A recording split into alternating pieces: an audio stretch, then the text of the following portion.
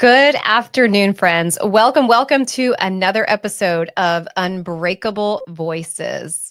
Our Unbreakable Voices podcast is really giving us the opportunity to showcase the voices of each and every one of us. And I love that because we all have a story to tell and a lens through which we see life. And when we can expand our lens, as we're going to talk about today, we get to the beauty of how we were all created to live in unity, not uniformity.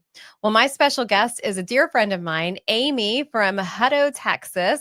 She's actually glowing a little extra today because she is my spray tan girl, and we'll talk about that here in a few moments. But Amy, I am so glad to have you here with me. We've talked about getting your beautiful voice on the Unbreakable Voices for a while. So thank you for saying yes and joining me today. Well, thank you for having me. You're so welcome. Well, Amy, before we get started, I love for my listeners to get to know my guests a little bit. So will you just share with us a little bit about yourself, maybe where you're from, a little bit about your family, and maybe one thing that you're passionate about? Ooh, okay. So a little bit about me. I'm a mom of 3 boys. I've been married for 15 years and we've been together 19 years. Let's see, he is Navy or was Navy. And so we're a military family, and we moved from California on a Hail Mary Wow. out here to Texas. And we've loved everyone who we've met, and it's been the best thing for us. How cool. What was the other part? Sorry. Is there something specific that you're passionate about right now at this stage in life? Yeah. I'm very passionate about what I do in the community. I tend to get involved with a lot of different organizations, and I feel like when somebody can give their time to make something better, they should. And so that's kind of what I'm doing now, is I get involved in the community, and I love to just hear people's stories, where they're from, what they do. And I just love learning from people. Yeah. That's awesome. I feel like at this particular time in history, it's so important for people to get back into community. And that's really what you're doing right there, is you're getting back into the community, serving alongside others. And, what a great segue into our talk, which we'll get to in a moment, about unity, not uniformity, because, we're all coming out of this season of isolation. And now we're coming into this season of AI and technology advancements, and where it's a lot easier to just get your answers, get your feedback, get things off of Chat GPT. Like if you want to argue with yourself, go through Chat GPT and win the argument, right? Yes, it's definitely an interesting time that we're living in. Yes. And it's so cool. Like, the Bible tells us that in the end days, there will be an influx of knowledge, right? And we're seeing it. Like, we're seeing this complete influx of knowledge. And with that becomes a responsibility for us to bring our uniqueness, our truth, our beauty into the world as well, and not shy back, right? And so when I think about this, your decision to get involved in community is so important, and to pull people out of isolation and, the ability to just stay at home and have all the answers given to you, right? And honestly, if I stayed at home, I have plenty to do at home. Like I said, I run the house. I've got the 3 boys. I own my own business. But it's so important for me personally to make those connections in our community. Like you said, pull people out and get them in nature, get them talking around a table, anything to bring them out of their house and just in contact with another person, just like how you and I are here right now. Right. This feeds my soul. I love this. Yeah. Well, I'm glad that we could create that space. And truly, it's a decision, right? But you said something that is so important that I think people need to hear, is we were all created with that desire for community. In fact, when we think about, Tony Robbins says it best in his basic human needs. He talks about we each have a need for let's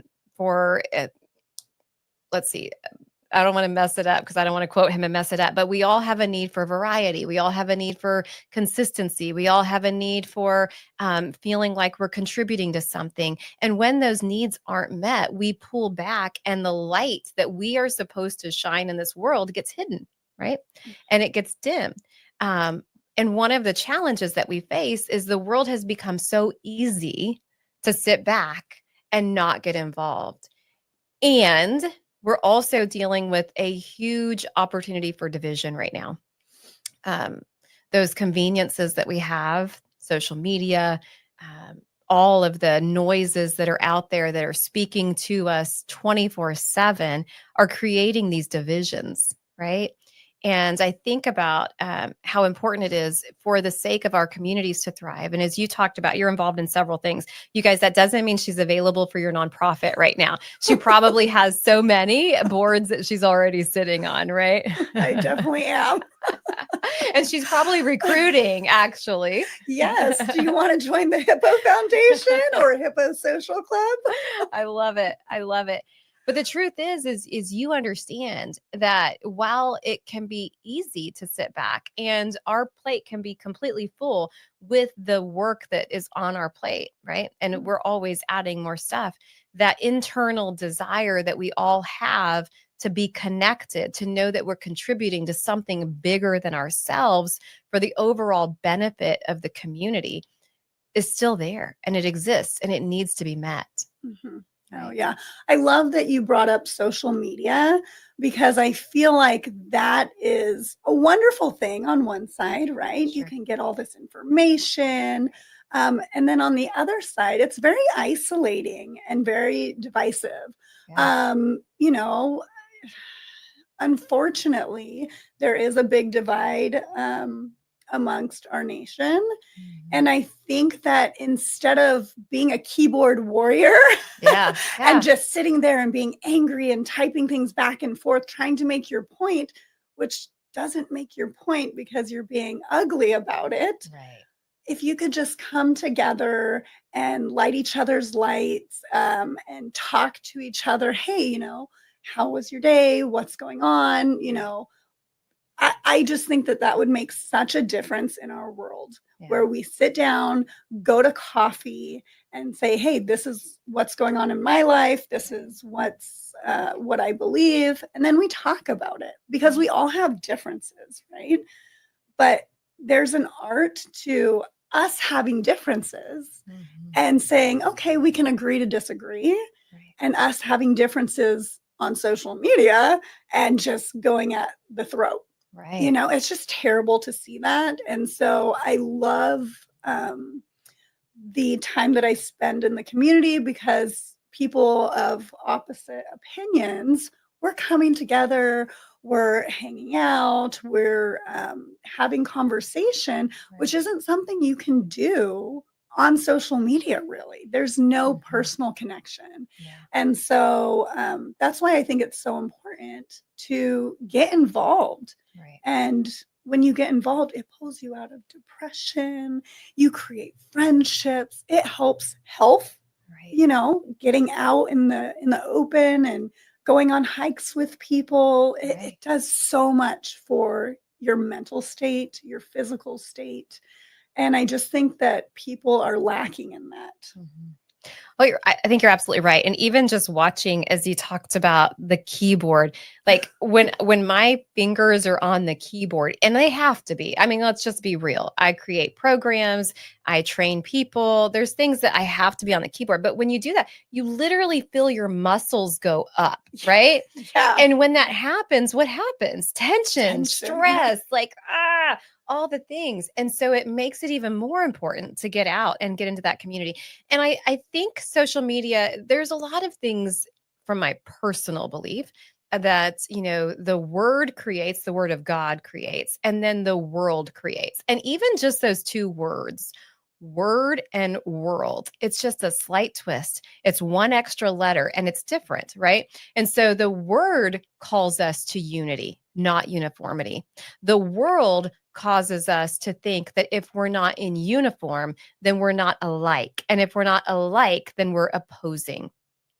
Right. which is terrible because God made us different. Everybody is unique, right? It's not that one mold and everybody is identical.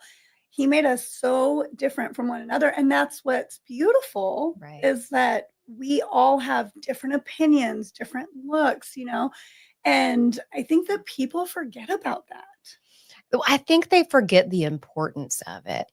I Mhm. think it's easy when we see social media that you can see there's a difference of opinions. And like literally over this last year, it's so funny. I almost went on social media and said, well, thank you for unfriending me because now I can add more friends.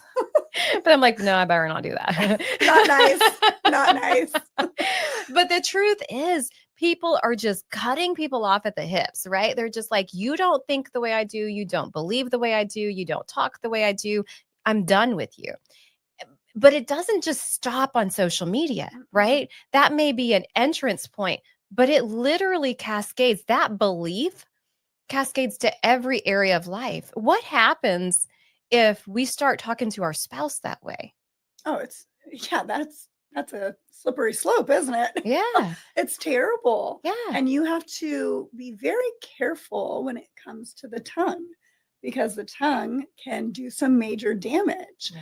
And so I found myself in my older age versus my younger age. My more mature. You're not old. My more Yeah. mature age. Learning to control my tongue a bit more and instead of immediately having the reaction, Right. Right. Right. I am slower to speak. I'm not going to say slow to speak because I still have my spicy self, but I'm slower to speak because it's important to, lift people up. Yeah. To build people up. That is what we're here for. And Right. also, our children are watching. Right. My boys are watching me all the time. And if I am quick to spout off, guess what? They're going to do the same thing. More is caught than taught. Right. So, that has been a very hard lesson for me because, like I said, younger days, sharp tongue has caused some issues. But learning to control the tongue is pretty important. And maybe nowadays it's not the tongue, it's learning to control the keyboard. Impulse. Yeah. Well, and I Yeah. think you're right. And this conversation hopefully will enlighten some people about the importance of unity. Because here's, Amy, as I think about that, number one, to address the situation of maturity, not old, because we're not old at Maturity. all. Yes, Maturity. exactly. Right? We're not old. But becoming mature understands and wisdom becomes part of that, right? Wisdom says, I now know that those words hurt. When I first spout them out, I didn't realize it. And part of that may have been our programming as a little girl or a little boy that said, sticks and stones may break my bones, but words will never hurt me. Yep. Right. And we recited that like over and over and over. And then there's the other one that I used to love. And maybe kids are still saying this. Probably not. They're probably saying something like 6, 7. But Yep. but the other one is I'm rubber, you're glue. Whatever you say bounces off me and sticks on you, right? Mm-hmm. But that's not true. But that's something that the world produced. But the word says that the power of a tongue is sharper than any double-edged sword, right?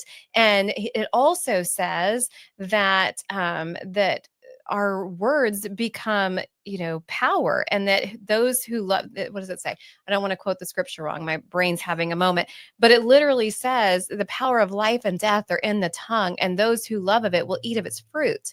Meaning, actually, when we love it, we're going to receive back. But whatever we do, we're going to eat of the fruit, period. Good fruit, bad fruit. Oh, 100%. Right? Yeah. Life or death. We're either going to come to a place where we are blossoming beautiful relationships. Like, I just got to tell you guys, Amy is so fun when she spray tans. Like, she is speaking life into me the entire time that I'm sitting there. And she's like, well, giving hope and giving life and giving love and all of that with a very kind of what could be a very awkward scenario. Definitely could be. Not could, is. But that's that's why I love doing what I do, because it's an opportunity for me to connect to somebody in their most vulnerable state, and they can't leave. Right. Like, right? yeah. You're standing there naked. Like, I don't want half a tan. But the thing is why not, when I have that captive audience, why not build them up? Why not learn from their story? Yeah. Why not share my story? Why can't we make those connections? Right. That's one of my biggest things that I do with Glow Studio is I love to have the audience there for my 30 minutes, get what I need to get done, but also build them up. Right. Sometimes cry with them, hug them. It makes a difference. Yeah. And if you can turn somebody's light on for the rest of the day, Right. why wouldn't you? Yeah. And I love the opportunities that I'm given to do that. So, and I think more people should, try and practice that. Well, and you can practice it without necessarily being a spray tan artist, because really it is art, right? Yes, You're exactly. like, I was like, can you build some more muscle down there? Contouring. But the truth is this, what you said, the word you used, obviously with lighting people up, yes. But the other word you used was vulnerability, right? And I think one of the reasons that we are so outwardly projecting, whatever that is because inwardly we have this very vulnerable place. There is a fear, there is an insecurity, there is something could potentially be taken away from me, right? And when we get back and we not strip them down like a spray tan, but when we strip down all of the walls that people literally build around them, we can get to this really good place of vulnerability where things can actually change, where we can see the things. Because I believe, Amy, a lot of the things that create this keyboard warrior in us is just a facade to cover a vulnerable place that we have, right? It's a place of, I'm very conscientious or insecure about or fearful of or want to protect this very specific part of me. And if we were to strip these things back, most humans are going to have the same things. We're all going to want to make sure that our family is safe and protected. We're all going to want to make sure we have food security. We're all going to want to make sure that we maintain liberty, which is a right that we were all given, not just by our country, but by our God. He originated liberty. We all want to make sure that we have an opportunity to advance and to share our light, as you said, in the world. And what happens, I think, is all of this division that we're seeing is intentionally projected at us to cause this rearing up inside of us to get to a place of division instead of unity. Because once we're unified, oh my God, we're unstoppable. Oh, the things that we can do when we're unified. Yes. And I like how you said that it's intentionally being spat at us, right? Through news, through social media. We're given all of these terrible things. And with that in mind, I just want to say that we need to start our day. You know how they say breakfast is the most important meal of the day? It sets you up, right? Right. Start your day with a moment to yourself. What I do is I wake up every morning, I get my tea. Everyone knows my routine. I go out onto my porch, I throw the ball to the dogs, and I listen to my pray.com. And so that sets me up for my day. What do I need to hear today to be positive, to live the life that I'm supposed to live, and to feed others? How can I make sure that I'm filling my cup so that I can pour into other people? And I don't think a lot of people do that every morning. It's just like, go yell at the kids, get them in the car. It's terrible. And I'm guilty of doing that too. But if we learn to take moments for ourselves, and this is what I ask my clients all the time, is your cup full? What have you done to fill your cup? Because you can't pour from an empty cup. And so for me, like I said, starting my day off right is the number one thing for me. So I do that every day. And then I also commit to being in community with Hippo Social Club, which is a small group of women. And we go out into the wilderness and we do deep breathing and we talk. And it's just amazing how I won't miss a Saturday because that community and because I get a moment to pour into myself. So I think if people want to really change the world and change the world around them, they need to start by changing themselves and they need to pour into themselves so that they can pour into others. Absolutely. You know, the Bible even talks about taking a Sabbath, right? But the world, again, wants us so busy.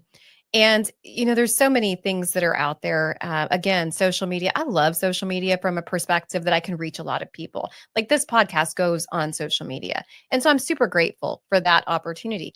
But like you said, so many times that becomes our God. That becomes our livelihood. That becomes what charges all of the hormones in our body, like our dopamine, and keeps us going and reared up. And it also charges something very dangerous inside of us, which is insecurity, to where we feel like we have to do more in order to be quote unquote successful in life, or whatever that looks like, right? One of the biggest fears that people have, if we were to strip away, fear from spiders and fear from bee stings and things like that, but like the real legit fears that are hiding under the surface for so many people is not being enough.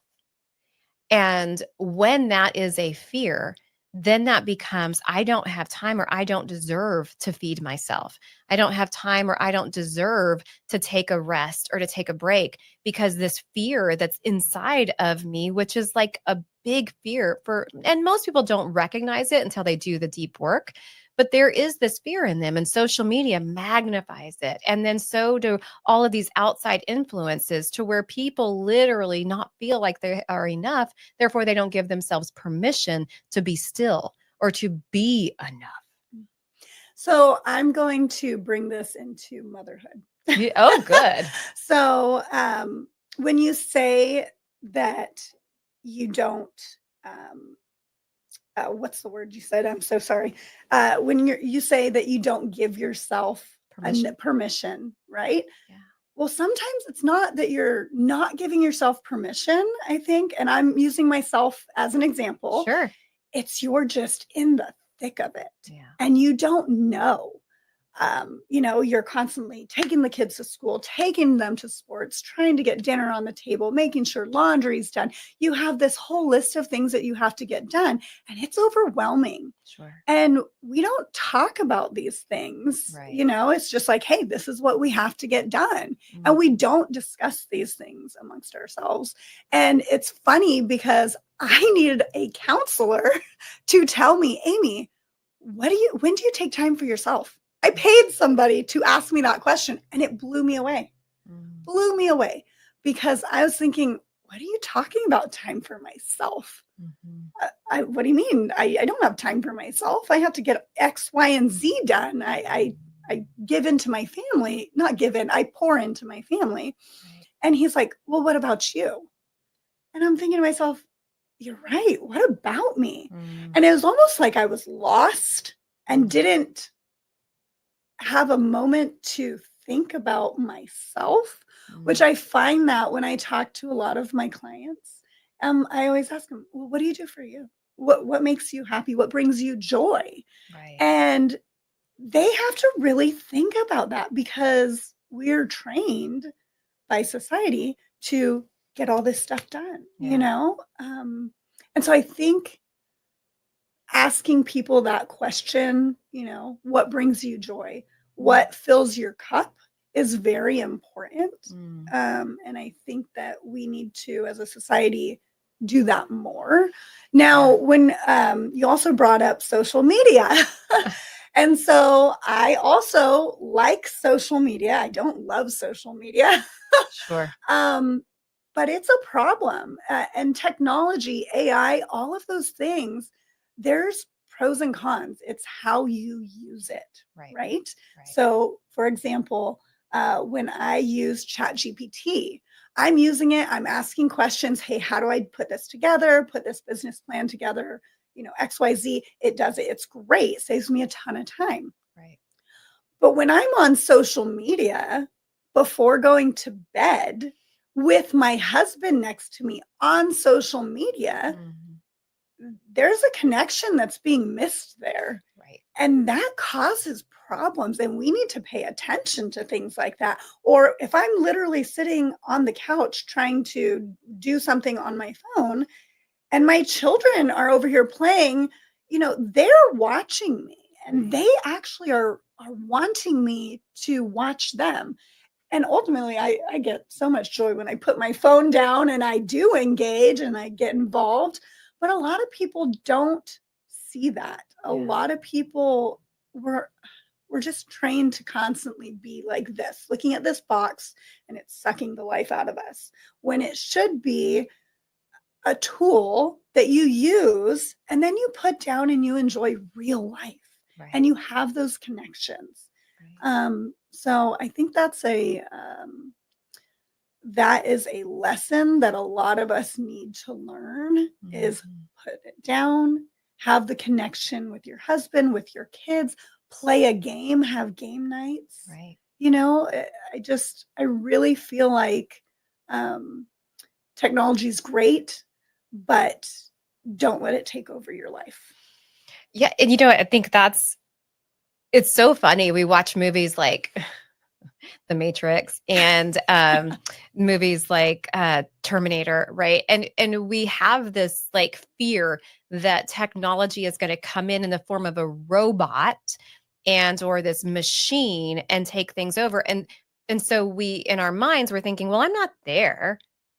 Now it could be there pretty quickly, actually, with the advancement today. But we dismiss the fact that it has already done that. Right? It's already taken over so much because, as you said, it like sucks and drains the life out of you. And some of the challenges when we think about our own personal health, and I am big on unbreakable health, taking back your power when it comes to your health, and we have programs that support that because I am such an advocate for understanding your own health. But one of the things is we've also got to understand the things that drain your health. And if we are constantly putting ourselves in situations because we're missing human connection, which, by the way, feeds our health, like literally just being in community with somebody else, we are feeding each other's cells. We are bringing energy back and forth. That is charging us. Where if it's just one-sided through a telephone, all of this energy is going here. And the only thing that we're getting back is usually adrenaline or cortisol, right? And so instead of bringing ourselves into a healthier place, we're damaging ourselves, not just through blue light, but through our hormone piece. And that is a big deal, right? We think about what is the leading cause of heart disease and all of those things. Well, a big leading cause of it is stress. And we're keeping ourselves in a highly ramped up stress stage because we are picking up our phones from the first thing in the morning and putting them down last at night and not creating that bond and that connection where we get the real hormones that help balance us out, like serotonin, right? Those things are really important. And so, that is such a big deal. But I think also, Amy, when we look back at your involvement in the community and we look back at those types of things with Hippo Social or with the Hippo Foundation, is it the Hippo Foundation? Yes, the Hippo Foundation. How much time do you guys spend arguing politics? We don't. And the funny thing is, one of the board members, she is a dear friend of mine, and we're completely opposite. But we can sit down and have a conversation and love each other and just agree to disagree. And we can still do big things in the community. Yes, because the truth is this. Now your focus is not fed to you by a social outlet. Your focus is fed to you by a common desire. And your common desire is a thriving community. Because whether the thriving community comes from a place of politics or whatever, you have this common ground, this common focus that we want to make this world a better place so our families feel safe, so we have food security, all of those things that we talked about earlier, those basic human needs, because you're coming together to the table. Mhm. But what happened if you would have just had a closed mind? Yeah, it's just terrible when you close your mind and you start calling names, inappropriate names, names Mhm. that carry weight. Mhm. You dehumanize people. Yeah. And if you're not sitting in the room the way you and I are, you're hiding behind like a keyboard, there's no connection. There's no human connection to make you think, hey, this is another human being. This is another mom or just another person who has feelings, who has a family. It's really important Mhm. to feel like the other person is human. Yeah. And you don't get that when you are behind a keyboard. Um, and you do get it when you're in community. And Yeah. so that's why it's so important to me to bring the community together, especially when it's so divisive. You bring people together and they forget that they hate each other because they really don't hate each other. Mhm. It's just different ideas. Mhm. And it's okay to have different ideas. Like we said, God made all of us different, and that's okay. I Mhm. don't have to agree with you, but I still love you. And if something happened, I would still stand up for you. Yeah. Even if we are on opposite sides of the spectrum, Right. I'm still not going to allow somebody to hurt you. Mm. Yeah. So it's so important to be in community. Really and truly. And you think about the things that make a difference in the world, showing up to places like these organizations that you're in. And I've heard the phrase. In fact, I was at a women's event not too long ago, and they said, find groups that feed your soul, or find groups that that are going to support you. And I think that is important. But I also think it's important to find groups that have a common grounds, that regardless of who is there, you're going to create a mission, a purpose together. And here's where I think about this title of today's talk, even unity, not uniformity. Because even though Amy and I are sitting in the same room together, and we do have some common things, we have 3 kids each. We're both married. We both apparently look fabulous in green. We do have some commonalities between us. But I bet we also have some major differences. And those major differences are going to most likely be because of lifestyle situations, areas that we grew up, branding that we each picked up through life. But here's the kicker. Here's the thing that nobody wants you to know. And that is those differences actually give us a 360 view on life. Because if I come at life from my perspective, at best, with good vision, I have a 180-degree view. And I know that's not accurate. I'm probably closer to about a 120-degree view, right? And that is a very narrow lens when it comes to life. But if I can put Amy over here on my right, who is going to be my friend and going to have some areas of commonality, but she also has areas of life that are very different. She has different empathy muscles. She has different places and things that have charged her belief system and the values that she has, that now together we're at maybe a 240-degree view.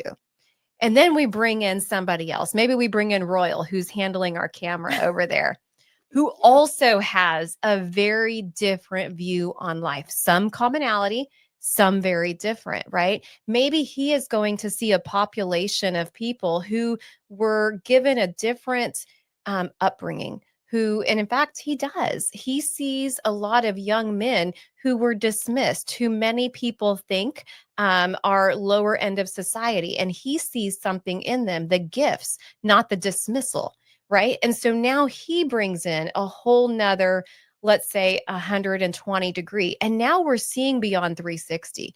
Now we're seeing everybody with this common ground that says, we want a life with liberty. We want a life to know that our families are taken care of. We want all these things. Now, how we saw them is very different. But the truth is, we have now the beauty of seeing everybody. And I love that you said how we solve them is different Yes. because with different ideas, we can solve a lot more. Yes. You can bounce things off of each other. You can say, well, what about this? That's the whole reason why you don't want everyone to be an Amy, or you don't Or a want everyone to Teresa. be a Teresa, right? Like the whole point is that we come together collectively and we say, okay, how can we solve this problem? And let's Mhm. figure out the best way, Right. because that is how life works. Right. And going back to politics, we all have different lenses and we're all seeing things differently. So why not bring in another set of lens and say, well, explain to me why you feel that way. Mhm. What makes you feel that way? Because if you can explain that to me, that'll make me a little more soft on, on how I feel about the topic. Right. Okay, I understand that. Right. I still might not agree, but I understand where you're coming from. Yeah. And I think that is very important, because you need to have a well-rounded view of the world to be successful. Sure. And to, again, back to Tony Robbins, we've got this desire for security. We've got this desire for variety. We've got this desire to make an impact. We have this desire for success. Like we have all of these different desires. At the end of the day, we want to know that we're contributing something greater than ourselves, something greater than ourselves, excuse me. And that gives us the privilege. When it comes to even the desire that we all have to have liberty. Well, many times what I see and what I can truly see happening in the world is all of the political views are saying we're protecting your liberty. But at the same time, they're controlling the narrative. So are they protecting our liberty or are they protecting their control? Right? And control and liberty are opposites. Right. And so I think it's important to understand that, as you said, why do I feel this way? And that goes back to a question that you asked earlier. What fills my cup? And Amy, I think one of the biggest challenges that we face right now in the world is, obviously we're in this trust recession, but I feel like we're also in an identity crisis where people do not know why they believe what they believe or even what they believe. But I'm picking up on your beliefs. I'm picking up on their beliefs. I'm picking up on somebody else's energy or motivation instead of really knowing who I am and why I believe what I believe. Which is really funny that you bring this up, because when you ask somebody, why do you believe that? Can you explain that to me? And they're holding a sign and they're like, I don't want to talk to you. Well, what do you mean you don't want to talk to me? Why not? Because you're right. People are being fed this information and they're going out and they're, very passionate about it, but they don't know what they're passionate about. Right. And so I think coming to the table once again and talking about issues would solve a huge problem. Right. But that's a lost art. And I don't understand why. Yeah. I think that if we could just talk about things, it will solve a lot of the division problems. It sure would. Yeah. And you're right. There are narratives that are being pushed. And we need to have friends on both sides, right, of the table, so that we can say, well, does this make sense? Right. And if it doesn't make sense, you got to trust your gut. Right. When things aren't making sense. Yeah. And then you're like, hold on, I don't want to, I'm not participating in that, because it's not a good thing for our nation. It's not a good thing for my family. It's not a good thing for the economy. It's not a good thing for my children. And ultimately, it's about my children and your children, because we want to make sure what we do today impacts their future in a positive way, right? And having division, let me ask you, is that a positive thing for our children? Of course not. No, it's not at all.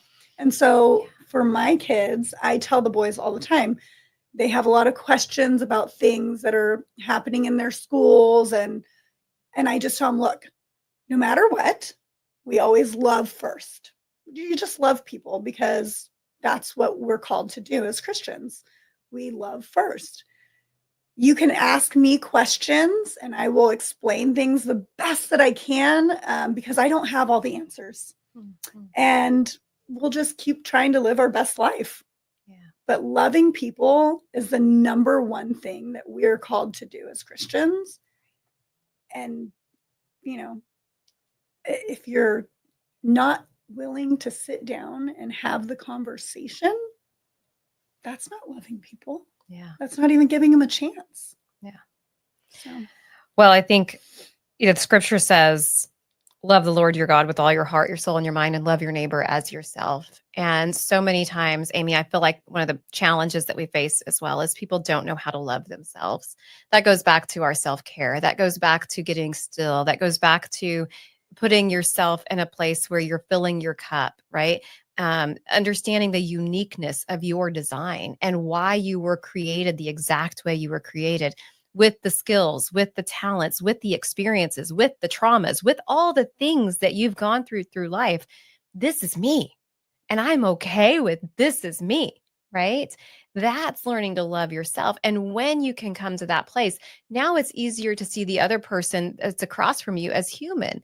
Because and that's one of the best things I got out of my own work that I went on in my own healing journey, was to be okay with the things. Now, obviously, some of the things should not have happened in my life, but I'm okay with them now, right? I'm okay with the things that happened in my life because now they have given me these empathy muscles, these skills, this lens on life to see myself as human and imperfect and all of those things and be okay with that. And then in doing so, now I have permission. I've given myself an awareness to be able to see the person next to me as the exact same way, as opposed to the enemy, right? As I don't have to look at you and just think you have a bad attitude. I can now look at you and say, I wonder what's caused that lens. I wonder how much, when you go to the eye doctor and they're like, is this better? Is this better? Is this better? Is this? It's almost like that's our life. Like we have this experience and this experience and this experience and this experience. And all of those little experiences, those little tweaks that we've had in our life have created this perfect vision that we see. Now, I would be the first to say my vision is not perfect, but it is perfect for what God wants me to see right now. And what he wants me to see more than anything is you. I love that. I think that is so amazing. Oh.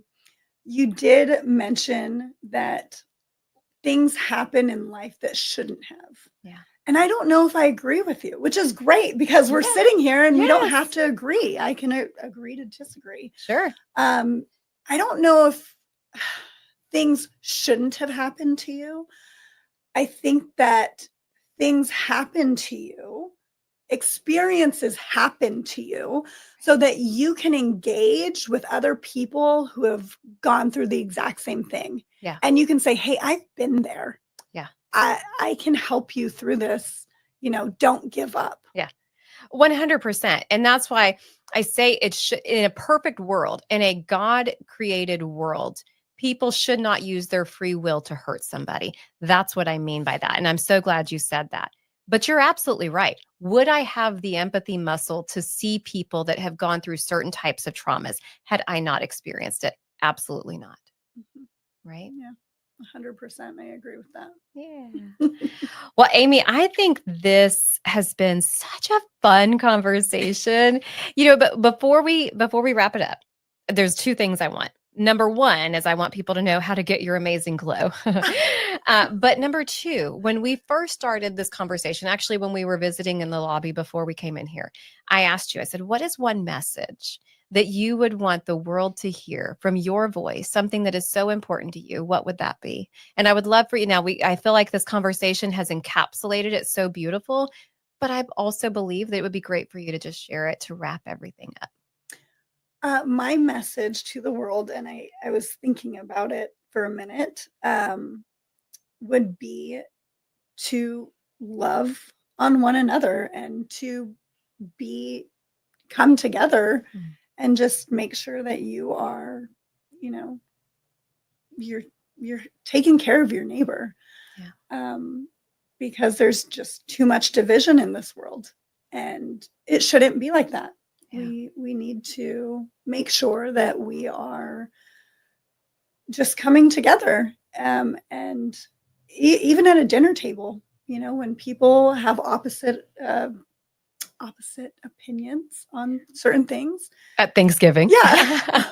And not even Thanksgiving, just at the dinner table when you have your in-laws come over, or you have your brother and sister over there who have different opinions on things.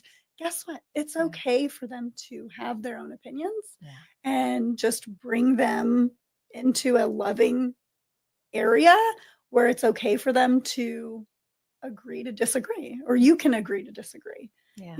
And it's just really important to bring people together in community and to turn their light on. Mhm.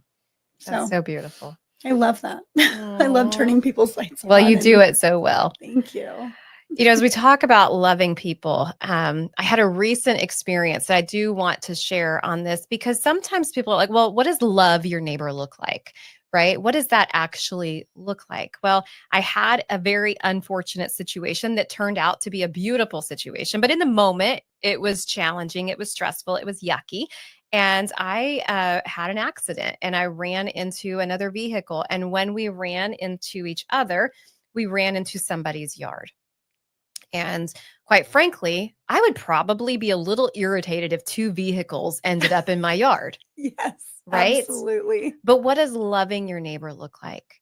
This particular neighbor comes out of his yard, and when he encounters me, he has so much empathy. He has so much grace. He offers me water. He calls my husband. He makes sure I'm okay, sitting in his yard next to my car, which has ran over a tree.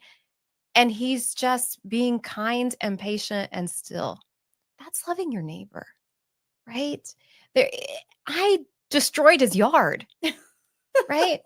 And so many times, we do something as minimal as just popping off a uncanny, unkind word, and we're ready to go to war. And I ran over his tree, and he brings me water. That's loving your neighbor. It doesn't have to mean that I agree with it. He did absolutely not agree that that made his day wonderful that I ran over his tree, but he loved me in the process. And sometimes we are going to put ourselves in situations, whether it was intentional or not. Obviously, that wasn't an intentional situation, but it gives you an opportunity to love somebody anyway. And that's exactly what he did. And so, what does your love your neighbor look like? It just means, hey, be present. Be present, be kind, offer a glass of water, offer to just sit, as you said, and ask a question. And be in an uncomfortable situation, you can make it comfortable. Yeah, that's And loving your neighbor. yeah, Oh, yeah, I love that. yeah. So I'll say thank you to my friend for loving his neighbor in a moment that was actually quite challenging for me, right? That's what it's all about. We are called to unity, not uniformity. We are called to a place of loving one another and bringing our differences to the table and building a beautiful community in the middle of it. And Amy, that's what you do so well. And so thank you for shining your light so beautiful in the world so that others can follow. Thank you. You're Thank welcome. you very much. You're welcome. Okay, tell us how to get your amazing glow. Oh, okay. If you would like a beautiful spray tan from Glow Studio, you can find me on Instagram or TikTok, or on my website. It's www.glowstudiotx.com, and you can go ahead and book there. Awesome. She guarantees that you will be in a vulnerable state, but she will make you feel amazing and lifted up in the process, right? I'll be the sprayapist therapist. The sprayapist. I love it. I love it. Well, I am going to be signing up for my sessions, but well, friends, thank you for joining us today on this beautiful episode of Unbreakable Voices. I feel like there were so many wonderful nuggets that we shared today. And if there was one takeaway that you had, I hope that it's that we learn to love ourselves, take time for yourself so that when you have the opportunity, you can love your neighbor and love them fully, because God actually does call us to unity and not uniformity. And it's your voice, your vision, and the things that you've brought into this life that allow that unity to be fully complete. So God bless you, friends. Thank you for joining us today. Until next time, keep building your